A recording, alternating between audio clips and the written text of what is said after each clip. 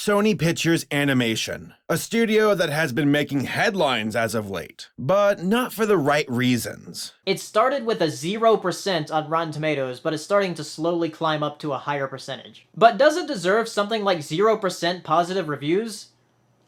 It is a horrible corporate dumpster fire. And Sony, for whatever reason, seems to make these films that feel like they could, according to them, be hits. I told myself, this is what I was supposed to do today. This is what I'm supposed to do as work or as entertainment. And I'm like, why? There's so many other things that I can talk about that's awesome. Why am I spending time on the Emoji Movie? Needless to say, Sony Animation isn't held in the highest esteem. I used to think that DreamWorks was the worst. Then I thought that Blue Sky was the worst. Then I thought that Illumination was the worst. But my God, Sony is really trying to claim that title. Don't you do it, it's already been in there once.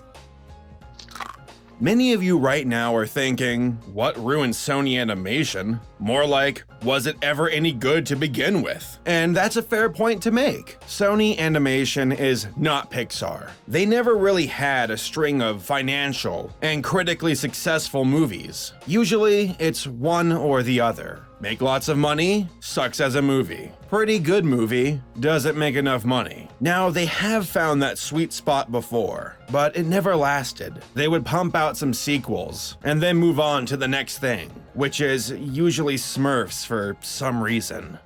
Sound the alarm, crazy! So what's going on here? Why does Sony Animation struggle to find its footing? Why do they lack a creative identity and typically opt out for crude and uninspired films? They obviously have resources and potential, but they aren't utilizing it. Sweetie, you're so handsome when you make that face. So let's take a closer look at what ruined Sony Animation. Sony did pop up in 1946 and was initially involved in over-the-counter electronics. Nowadays, they sell all kinds of toys, including toys, and also movies. Sony bought Columbia Pictures in October of 1989 and threw their hat into the cinematic ring. Sony Pictures Imageworks was formed in 1992 and began to do special effects and animation for other films: Striking Distance, Anaconda, Starship Troopers, Spider-Man. But the movie that gave Sony confidence in starting their own animation studio was Stuart Little 1 and 2. Sony Pictures Imageworks then made two animated shorts, The Chub Chubs and Early Bloomer. Both of them were praised, and soon after, Sony Pictures Animation was launched in May of 2003. They had some ideas lined up, and the first one to surface was Open Season. It arrived in September of 2006. It's about a bear and a deer who are lost in a forest and are trying to find their way back home. It cost $85 million to make and grossed over $200 million. So, it was a financial success. It also had some straight-to-video releases, but was it good?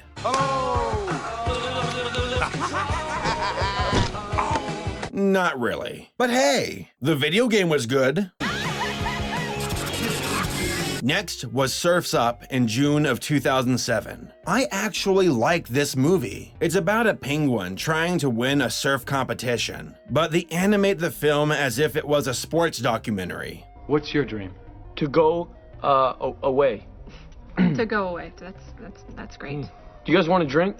Gotta run away. They don't want to drink. Responsibility and life. This is unique. This is not the norm. So I give this movie props for trying to be different. It's super unique, and I really like the visual perspective. The voice acting is solid. It actually features Shia LaBeouf, Jeff Bridges, and Napoleon Dynamite, and the animation is decent. For a 2007 film, the water effects look pretty good. Also, they snuck in some adult jokes that I thought were pretty funny. I'm gonna jump in the water with your head. Bring it on, Peckerface. Let's go. Peckerface? Shaniqua, Helga, Miss Kitty, Jeannie. I dream of, Teresa. This is Teresa right here. Now, is Teresa, is that your Dirty girl. Yeah, that guy is definitely having sex with his trophies. Surf's Up was refreshing. It wasn't incredible, but it wasn't terrible. Too bad they sold its soul to the devil and allowed WWE to taint it with a crappy sequel. I just wish you could milk a fish. Following Surf's Up was Cloudy with a Chance of Meatballs in 2009. I loved this movie. Pixar and DreamWorks have done some great work with their visuals, but Cloudy embraced the cartooniness of, well, cartoons, which led to some incredible faces and fluid movement.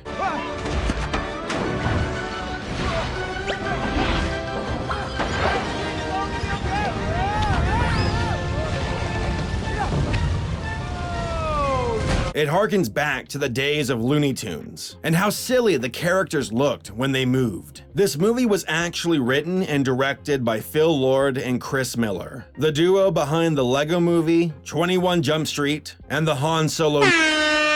Cloudy was Sony's biggest hit so far, and made almost $250 million. People were excited to see what they would make next.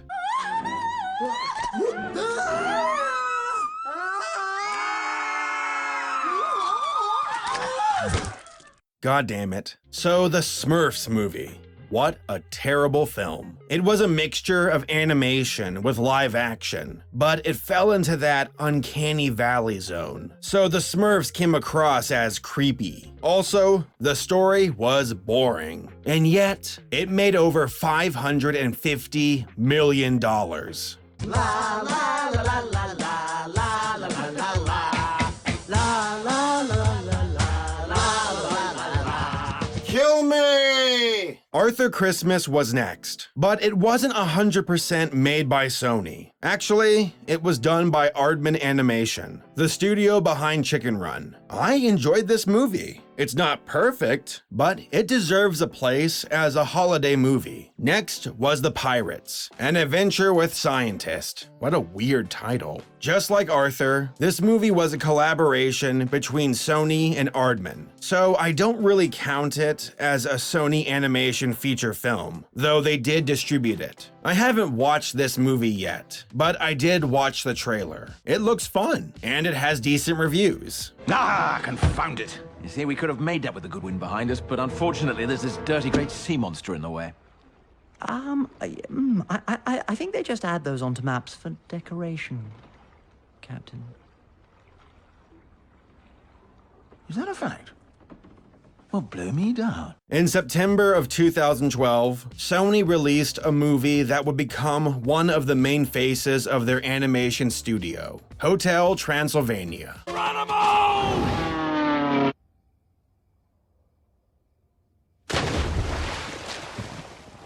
Now, this movie was stuck in production since 2006 and was bounced back and forth between director and director. Genndy Tartakovsky, the guy behind Dexter's Lab and Samurai Jack, took over and had a clear vision for it. He rewrote the script and said, "I took all the aesthetics I like from 2D and applied them here. I don't want to do animation to mimic reality. I want to push reality. I wanted to have an imprint so you'd go, well, only Genndy can make this. It's hard, especially with CG. But I feel that there's a lot of moments that feel that they're very me. So hopefully it'll feel different enough that it has a signature to it." And Genndy was absolutely right. Visually, he owned this movie and gave it a unique style with its cartoony movements. Now, the story for the movie is alright, but the animation steals the show.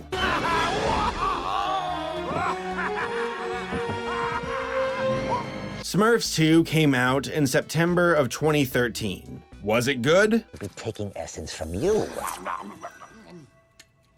I didn't hear a thank you.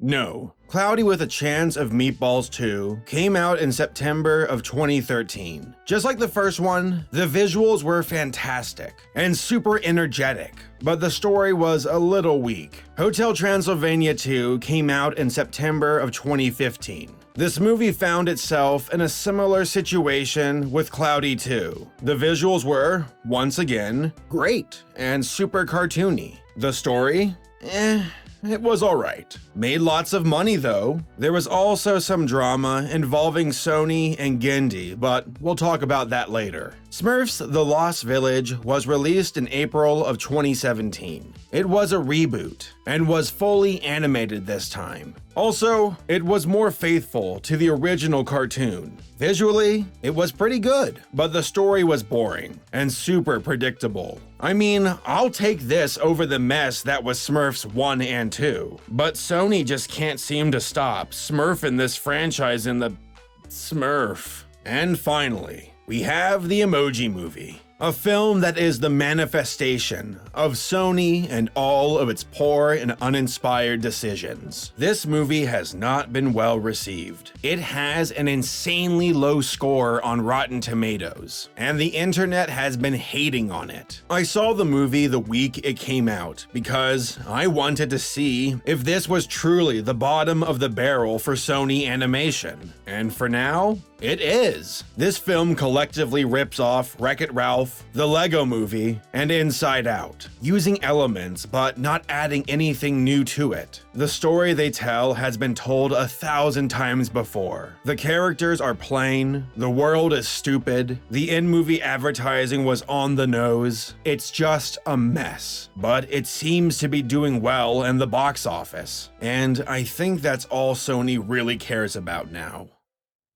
At the start of this video, I asked the question, what ruined Sony Animation? I also asked, was Sony Animation ever good to begin with? I feel that I can answer both questions. In order to do that, we need to address an event that happened a few years ago, the Sony hack. In November of 2014, some hackers leaked information about the film studio at Sony. This contained confidential material and plenty of private emails. There was a lot of information from these hacks, but we are going to focus on the animation info. It was revealed that Sony was trying to turn things around at their animation studio, to find people and form a group that could spearhead Sony Animation in the way that Pixar did with its own directors. Sony was aiming at Lord and Miller, the guys behind Cloudy with a Chance of Meatballs, and the recent Lego Movie. Studio heads Amy Pascal and Michael Linton had a strong desire to bring them on board. But it turned out that Lord and Miller were not confident in Sony and the reputation that they had as a studio. Artists have been treated like paper. It's too hard to do great work there. Another email was leaked of a Sony employee acknowledging the current issues at the studio. Low morale negatively impacts talent retention. Studio reputation negatively impacts talent recruitment. Only one proven director in-house, Gendy. SPA no longer has the competitive edge it had before. ImageWorks moving to Vancouver also impacts the competitive edge that came from being based in LA. Limited financial success compared with other animated titles. What are the drivers of this? Quality? Originality? Marketing? Dating? Limited number of active projects and franchises. Cloudy, Hotel, Smurfs, and Popeye. Does the relationship with ImageWorks help or hinder SPA? It was also implied through the emails that the top officials at Sony were unaware of the reputation amongst people in the industry and how bad their situation had become. Lord also said in the email, "What's not measured by who left is who never came because the reputation was so bad." Pascal and her colleagues were realizing how far Sony Animation had fallen, and that the unchecked pursuit of short-term profit will ultimately do these companies more harm than good. There is also the issue with Sony and how it treated Gendy, the director of the Hotel Transylvania movies. From what I gather, Sony was willing to give Gendy a chance to show off what he could do with Popeye, and he created an amazing short. Don't worry, Miss Oil. I'll save you. Save me? Who's gonna save you? I'll be right with you. But for some reason, Sony shot it down and never did anything with it. Gindi is working with Sony on the third Hotel Transylvania movie, and something called Can You Imagine? But we have to wait and see what happens with that. It still stands though. All of the great movies that Sony Animation accomplished came from the outside. Lord and Miller, Gindi, people who know that Sony isn't the best to work for. Despite the occasional momentum Sony Animation finds, they never really do anything with it. Just like DreamWorks, they lack an identity, and if they keep going down this road, they will just be known for making bad films, movies that cater to the lowest common denominator. They lack the creative heart of Pixar or Disney, and bet their money on focus groups, and movies that carry low risk but high rewards. The Emoji Movie was relatively cheap to make, and it's doing pretty good in the box office. If Sony believes that this is the way to go moving forward, then their studio will only cement their bad reputation. Overall, Sony is in a bad spot. They have the money to do great things, but they lack execution, leadership, and consistency. Their reputation is sour, both in the industry and amongst moviegoers. They have a film coming out this December called The Star, but its animation looks similar to a direct-to-video movie. You need to listen to what I'm about to say extremely carefully. Do you want a belly rub? Sony had plans to mimic Pixar, but they fell through. They had their hands on some excellent talent, but blew it. They have the resources to fund creative people, but prefer to be cheap. Sony is trying to satisfy their short-term goals, but they are just hurting themselves in the long run. People will come to know the animation studio as cheap, uninspired, and predictable. They have potential to become great, and they have made good movies before, but they need to make some serious changes before it's too late. Hey guys, I just wanted to let you all know that I recently updated my Patreon rewards. We got early video access, we got Google Hangouts, we got personal letters of art that you request. Want me to draw One Punch Man? You got it. Also, I want to give a shout out to my top tier sponsors, Chad Butler, Ifs Fun, and Screenflare. Once again, thank you all for watching, and I'll see you guys next time.